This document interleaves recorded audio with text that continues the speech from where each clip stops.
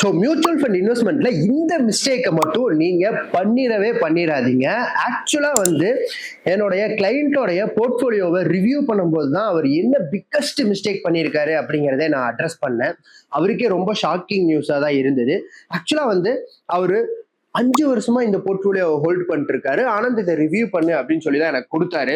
So 5 years of போர்ட்போலியோவை நானும் இன்ட்ரெஸ்டடா சரி review பண்ணலாமே அப்படின்னு சொல்லிட்டு எடுத்து செக் பண்ணி பார்க்கும்போது தான் தெரிஞ்சது அவரு இன்வெஸ்ட்மெண்ட் பண்ணியிருக்காரு லார்ஜ் கேப் செக்மெண்ட்ல இன்வெஸ்ட்மெண்ட் பண்ணியிருக்காருங்க. ஸோ அவர் வந்து 10 ரூபாய் என்ன வந்தா ஒரு ஃபண்டை வாங்கிடுவேன் ஆனந்த் அப்படிங்கிற மாதிரி தான் என்கிட்ட சொன்னாரு. ஸோ லார்ஜ் கேப் செக்மெண்ட்ல இன்வெஸ்ட்மெண்ட் பண்ணியிருக்காரு ஒரு ஃபண்டு. அவர் வச்சிருக்கக்கூடிய 10 ஃபண்டுமே லார்ஜ் கேப் செக்மெண்ட்ல இன்வெஸ்ட்மெண்ட் பண்ற மாதிரியான ஃபண்டு தான். நேம் மட்டும் தான் வேற வேற. அவர்கிட்ட நான் சிம்பிளா சொன்னேன், சார் தோசை மாவு ஒண்ணுதான் சார், ஆனா உங்களுக்கு வித்திருக்கக்கூடிய தோசை நேம் மட்டும்தான் வெரைட்டியா வித்திருக்காங்க. மற்றபடி வேற எதுவுமே வந்து இதுல டைவர்சிபிகேஷனே கிடையாது. போர்ட்போலியோ ஓவர்லேப் ஆயிருக்குங்க சார் அப்படிங்கறத அவர்கிட்ட நான் எடுத்து சொன்னேன். ஸோ சிம்பிளா சொல்லணும்னா நீங்க ஒரு ஃபண்டை இன்வெஸ்ட்மெண்ட் பண்றீங்க அப்படின்னா அதனுடைய back and segment large cap செக்மெண்ட்னாங்கன்னா அதுல டாப் 100 கம்பெனிஸ்குள்ள மட்டும்தான் இன்வெஸ்ட்மெண்ட் பண்ணுவாங்க. ஸோ நீங்க வேற எத்தனை விதவிதமான ஃபண்ட்ஸ் வாங்கினாலுமே அந்த லார்ஜ் கேப் செக்மெண்ட் இருந்ததுன்னா அதுல டாப் 100 கம்பெனிஸ்குள்ள மட்டும்தான் இன்வெஸ்ட்மெண்ட்டே பண்ணுவாங்க.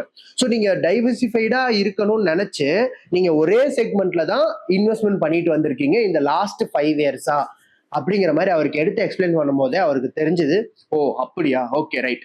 ஸோ இனி நீங்க இந்த மாதிரியான இன்வெஸ்ட்மெண்ட் பண்ணும்போது பேக் எண்ட்ல என்ன செக்மெண்ட்ல இன்வெஸ்ட்மெண்ட் பண்றாங்க அப்படிங்கிறத தெரிஞ்சுக்கிட்டு அதுக்கப்புறம் மியூச்சுவல் ஃபண்ட்ஸை நீங்க வந்து பை பண்ணுங்க சார் அப்படிங்கிறத ஒரு அட்வைஸையும் கொடுத்துட்டு அவருக்கு டைவர்சிஃபிகேஷனான ஒரு போர்ட்போலியோ எப்படி இருக்கணும் அப்படிங்கிறதே அவருக்கு கிளியரா எக்ஸ்பிளைன் பண்ணிட்டு தென் நான் வரேன் சார் அப்படின்னு சொல்லிட்டு கிளம்பிட்டேன். ஸோ இந்த மிஸ்டேக்கை நீங்களும் நிறைய பேர் பண்ணியிருந்திருக்க வாய்ப்பு இருக்கு.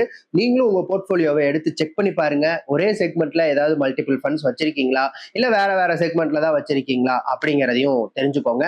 ஸோ செக்மெண்ட் வைஸ் என்னென்ன இருக்கு அப்படிங்கிறத தெரிஞ்சுக்கணும்னா மறக்காம ஃபாலோ தட்டிக்கோங்க. அடுத்த வீடியோல செக்மெண்ட் வைஸ் என்னென்ன ஃபண்ட்ஸ் இருக்குங்கிறதோட நான் வந்து உங்களை மீட் பண்றேன். அன்டில் தென் பாய்.